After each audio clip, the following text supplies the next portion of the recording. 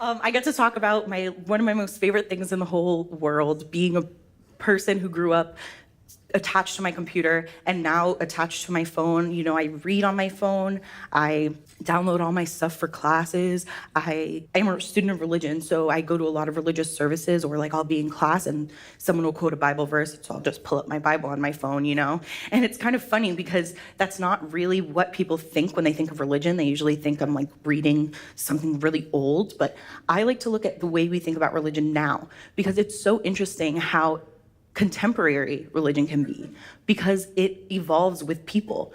It's just like culture. You would never say, oh, our culture is so not us. Of course our culture is us. We made it, you know? So the interesting thing about religion and pop culture and technology is this right behind me, raves. So raves have now turned into these giant parties, basically. Now these are like mostly festivals, but they originated in the 80s being these small underground parties with these kids who would come together just trying to have a good time, party, listen to some electronic dance music, EDM. So the thing about EDM is that it's inherently technological, because without technology, we couldn't do this. We couldn't use the computer. We couldn't spin these records. And now in 2016, there's actually a button you can press to link up any two songs. So you can think of any songs that you think might go together kind of well, and you can download this app and it'll sync them perfectly. So some people think that like takes away from the understanding and like the talent that you need. But the reason why raves are religious sounds ridiculous at first. People are always like, are you kidding? No, I'm not. There's really something about EDM that sets itself aside from anything else, and that's PLUR. PLUR is the acronym, P-L-U-R, Peace, Love, Unity, and Respect. And it stands for the 4 tenets that all ravers tend to believe in. And the interesting thing about it is it's like the Apostles' Creed of raving. And because it's like the rules. And what other genre, subculture, like Deadheads or any other subculture, you can't really think of something that has like a specific phrase that means this is what we stand for. So PLUR is that. So the interesting thing about PLUR is that it actually gave way to this ritual that is started with these little bracelets I'm wearing. They're called Candy, with a K and an I. And they're made out of tiny pony beads that little kids play with. So ravers would make these singles or cuffs or masks or bras or skirts, all made of these pony beads. It would take hours. And you go to a festival, you meet up with someone, you say, hey, do you want to trade? And they'll say, of course, because they're at a rave, so of course they want to trade with you. And you go up to the person, you do peace, the P from PLUR, and you put your fingers together like this.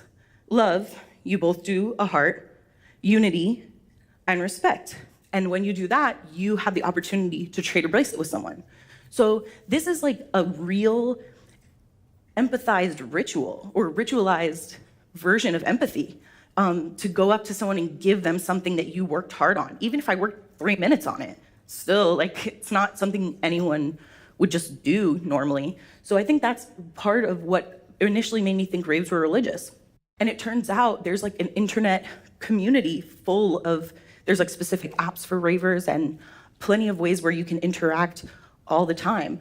And it's really interesting because not only is technology the shared interest, technology connects them all the time. So you're connected through what you love. And they all wear they have candy on and they're all wearing crazy outfits as a way to show that they're not in real life. This obviously is not your everyday life, and that's on purpose, because that type of disorientation definitely helps when you want to get into that religious experience. One of the genres in EDM is called trance. Trance is the new word that we use for altered state of consciousness. All of those altered states that you think of when you think of a religious experience, monks meditating for hours, trance rituals, these are all historical, and now they're alive and well right now at this rave. And so if you're at a trance show, the beats are very emphasized, the downbeats are very emphasized, which gives you that like thump, thump, thump, thump that you associate with EDM. And something about the rhythm really gets you into an altered state, interestingly enough, especially if it's 3 o'clock in the morning, you're in the middle of the night, there's all these lasers. And another thing that's very prevalent, obviously, and that's normally mostly what's talked about, is the drug use. which, I mean, we can say a lot about drug use, but William James talked about it in the 1800s and talked about how it's a vehicle for religious experience. So, I mean, you can take that for what you will, but the drugs are still heavily used, and one of the most popular drugs is MDMA. People call it Molly, people call it ecstasy, and when they're doing it, there's a heightened sense of empathy with that particular drug, more than with other drugs. So not only are you experiencing this ritualized empathy, but this overarching empathy from the drugs you're taking, the in general environment. And like I said, peace, love, and unity and respect are the tenets, so they're echoed everywhere in the decor and all around you, so it's hard to get away from. I just think if people looked closer at the things around them, they would really see that there's lots of vibrant religious activities in all the secular things we do every day, whether they be rituals or rites of passages. Even something as easy as graduation can be seen like as a rite of passage or a ritual, and we don't really tend to think of that as something religious. Thank you.